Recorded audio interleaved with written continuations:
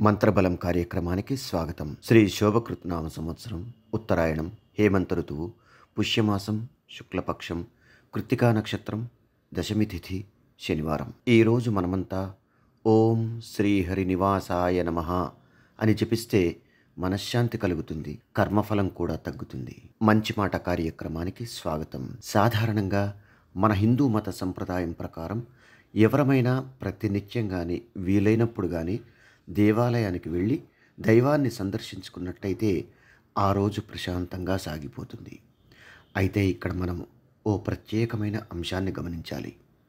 దేవాలయాన్ని సందర్శించుకున్న సమయంలో కొందరు తమ అహంకారాన్ని బయటే వదిలివేస్తారు, మరికొందరు తమ నిజస్వరూపాన్ని బయటే విడిచేస్తారు.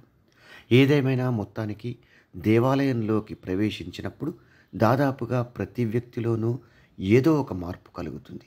అయితే ఇది కేవలం దైవభక్తితోనే సాధ్యమవుతుంది. దేవాలయంలో ఎవరైనా భేదభావాలు లేకుండా అందరూ కలుసుకుంటారు. జీవితంలో ఎవరి ముందైనా ఎప్పుడైనా తలదించుకుంటే అది తగ్గినట్టు కాదు, వారిని మనం గౌరవించినట్టు అని భావించాలి. చిన్న కథ కార్యక్రమానికి స్వాగతం. పూర్వం ఒక కుర్రాడు అడవిలో తిరుగుతుండేవాడు. చిన్నతనంలోనే క్రిమి కీటకాదులను, జంతువులను హింసించడానికి వాడు అలవాటు పడ్డాడు. కానీ పెరిగి పెద్దయ్యాక మాత్రం దైవభక్తి కలిగి మహర్షిగా మారాడు. ఓసారి రాజభటులు వెంబడిస్తుంటే ఈ మహర్షి ఆశ్రమంలోకి ప్రవేశించి దాక్కున్నారు. రాజభటులు వచ్చి ఎంత ప్రశ్నించినా మహర్షి బదులు చెప్పకపోవడంతో అనుమానం కలిగి వెదకగా దొంగలు దొరికారు. వారు దొంగలతో పాటు మహర్షిని కూడా తీసుకెళ్ళి మహారాజు ముందు నిలబెట్టినా రాజుకు కూడా బదులు చెప్పలేదు. రాజు ఆగ్రహించి అందరినీ బల్లెంతో హింసించి వధించమని ఆజ్ఞాపించాడు. బల్లెం ధాటికి అందరూ చనిపోయారు, కానీ మహర్షి మాత్రం సజీవంగా ఉండడంతో పశ్చాత్తాపపడి బల్లాన్ని రెండు వైపులా కత్తిరింపజేసి అతన్ని పంపించాడు మహారాజు.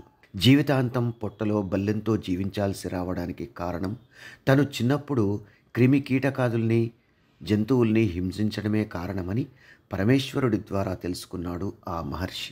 అలా మనం జీవితంలో చేసే పొరపాట్ల వల్ల ఆ కర్మఫలాన్ని అనుభవించక తప్పదు. వాస్తు పరిహారం కార్యక్రమానికి స్వాగతం. శ్రీరాముడి దర్శనార్థమై అడవికి వెళ్ళిన భరతుడు రాత్రివేళ భూమిలో కొంత మట్టిని తీసి శయనించాడు. ఎందుకంటే అన్నయ్యకు సమానంగా శయనించడం సరికాదని ఆయన ఉద్దేశం. ఇక ప్రస్తుత కాలం విషయానికొస్తే ఇది అక్షరాలా సత్యం. ఎందుకంటే ఇంట్లో అన్నయ్య పై పోర్షన్లో ఉండాలి, తమ్ముడు కింది పోర్షన్లో ఉండాలి. కొందరు తెలియక తమ్ముడు పైన ఉంటే అన్నయ్య కింద ఉంటాడు. కానీ ఇది సరికాదు. ఒకవేళ తప్పనిసరి ఇలా ఉన్నట్టయితే కనుక ఇంట్లో శ్రీవాస్తు యంత్రాన్ని ఏర్పాటు చేసుకుంటే ఏవైనా దుష్ఫలితాలు ఎదురవుతుంటే అవి మటుమాయమవుతాయి. ఆయుర్క్షేమం కార్యక్రమానికి స్వాగతం. గుండెలో, పొట్టలో మంట తగ్గేందుకు, స్త్రీ పురుషుల సమస్యలు దూరమయ్యేందుకు, రక్తశుద్ధి కలిగేందుకు రావిపళ్ళ చూర్ణం దివ్యౌషధంగా పనిచేస్తుంది.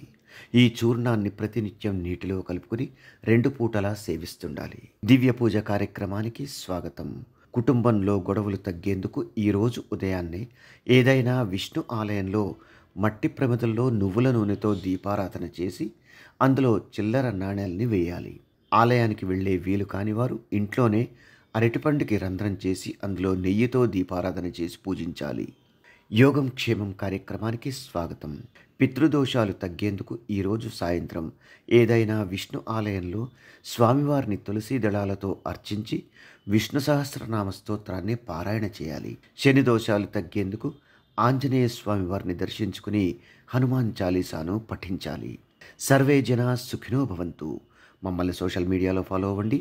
లింక్స్ వీడియో క్రింద డిస్క్రిప్షన్లో పొందుపరిచాము. అలాగే ఓంకారం కార్యక్రమాన్ని జీ తెలుగు ఛానల్లో తప్పక చూడండి. అందరికీ నమస్కారం. ఈరోజు మీకు అందరికీ కూడా శ్రీవాస్తు యంత్రం గురించి పరిచయం చేయడానికి వచ్చాను. శ్రీవాస్తు యంత్రం మీరు చూస్తున్నారు. శ్రీవాస్తు యంత్రం. ఈ శ్రీవాస్తు యంత్రం ఈ విధానంగా 9 ఇంచెస్, ఇలా 9 ఇంచెస్, ఇలా 9 ఇంచెస్ ఉంటుంది. తదుపరి బ్యాక్ సైడు ఇలాంటి 9 చక్రాలు ఉంటాయి. ఫ్రంట్ ఈ ఒక గ్లోబ్స్లా ఒక 9 డాట్స్ ఉన్నాయి చూడండి, ఇలా 9.